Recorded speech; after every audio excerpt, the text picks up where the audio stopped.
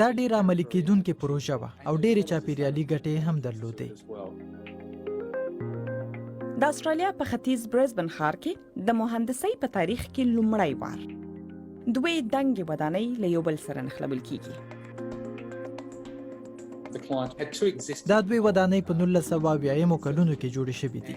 څښتن یې له اوسني ځای سره یو نوی فرصت ولید او غوښتل یې دا دواړه سره یو ځای کړي. نړول یې نه او ویل یې ویې نښلوئ. موږ د ودانۍ سطحي برخه لرې کړه او بنسټ مو یې پرېښود. بیا مو د دواړو ودانیو ترمنځ یو پله ورته پول ورکړ او سره مو ونښلولې. په حقیقت کې پول نه بلکې سره نښتي پولونه. دا میتود چې له مخې یې دوی ودانۍ په پله نه بلکې پوړونو سره نښلول کېږي ډېر کمساری دی.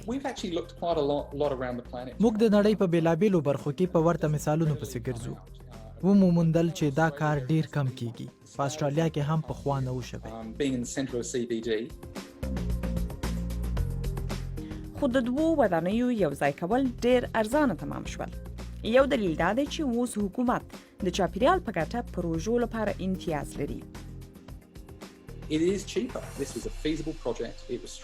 دا کار ارزانه دی. پروژه عملي کېدونکې وه او ډېرې ګټې هم درلودې. د پروژې مهندسان وایي په دې کار یې 11,000 ټنه کاربن وسپموه. داسې لکه دغه ودانۍ چې 4 کاله کاربن غاز ونه کاروي. نړۍ له زړو ودانیو ډکه ده، نو چې بیا یې کاروي ډېرې چاپیریالي ګټې لري او فکر کوم په راتلونکي کې به ډېرې ورته پروژې وګورو.